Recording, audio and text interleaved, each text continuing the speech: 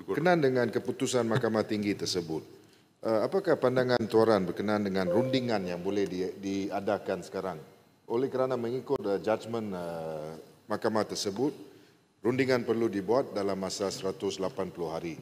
Dan apakah pandangan tuan sekiranya rundingan itu dapat mencapai satu penyelesaian antara pihak-pihak? Apakah pandangan tuan? Yang berhormat, perkara 1 sangat jelas dari segi apa yang akan dirunding. Boleh dirunding kerajaan persekutuan dan kerajaan negeri.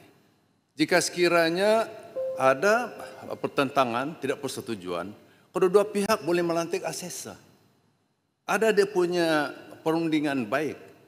Dan sebenarnya mahkamah telah memberi masa 90 hari untuk berunding, 3 bulan. Dan boleh selesai. Kalau tidak boleh selesai dalam 90 hari, boleh kedua-dua pihak minta supaya dipanjangkan. 90 hari. Boleh dipanjangkan. Dan sebenarnya yang berhormat, dalam perundingan itu perkara 122D itu sangat jelas. Jadi runding saja, sebab ini sudah hak perlembagaan. Tidak perlu lagi apil. Ya. Jadi setelah penghematan tersebut, maka sudah jelas lagi bersuluh bahwa perundingan di antara kerajaan persekutuan dan kerajaan Sabah itu adalah yang dulu. Apa yang telah dibuat dari tahun 71 yang saya sebut awal tadi, semuanya tidak sah. Perintah perlembagaan persekutuan ya, yang telah dibuat semua tidak sah. Mahkamah sudah mengisytiharkan itu. Ya.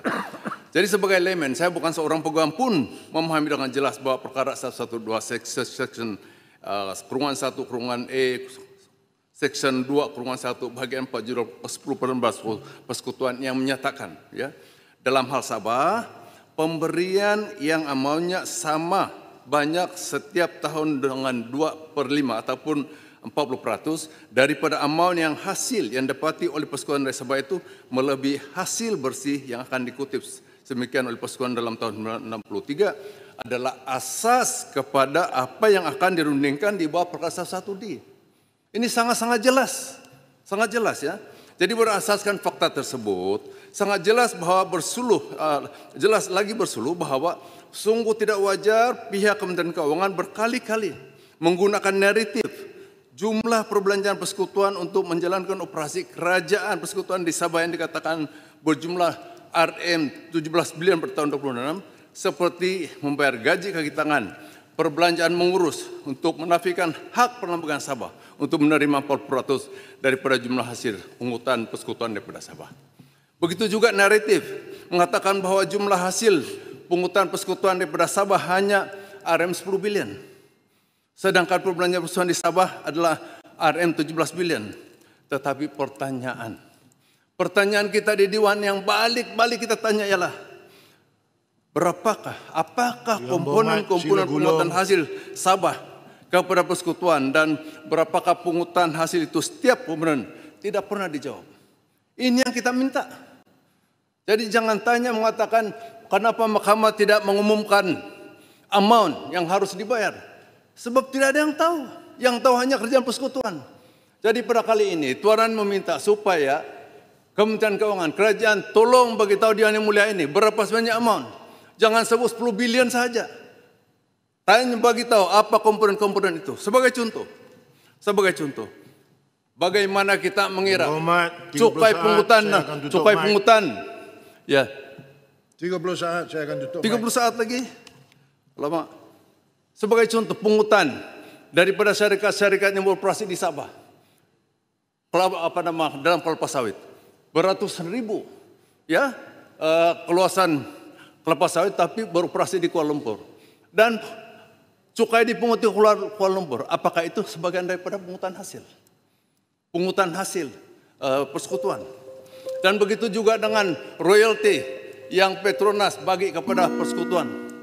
Sebanyak 1,3 bilion. Masa Ehsan 30 saat. 30 saat. Ehsan. Boleh bagi 1 minit kah? Ya Muhammad, ni dah masuk waktu makan rehat ni. Saya bagi Ehsan tu. Ehsan. Oh. Jadi tidak apalah, saya buat pantun lah. Pantun cukuplah. Panjang saya nak cerita, tapi apa boleh buat? Ini pun salah satu juga. Dalam 5 minit kita berbahas perkara yang sangat penting. Pun tak boleh. Jadi kita berpenting. Saya berpantun lah. Cukuplah janji jadi mainan. Cukuplah alasan tidak berhenti. Marwah Sabah bukan pertaruhan. Ingatlah manifesto PH. Laksanakan MA63. 40% hak mutlak Sabah. Termaktub jelas dalam perlembagaan. Jangan dirayu keputusan mahkamah. Ingkar saja, rakyat bangkit menghukum kalian. Terima kasih. Hidup PN. Yang Berhormat Arau, Yang Berhormat akan berbahas selepas 2.30. Allahu Baik, Akbar. sekarang dah masuk rehat dah ni. Sengsara. Dia pun dah langgar 6 minit dah Ya, ya. kalau ikut. Sengsara lah tunggu ni. Baik.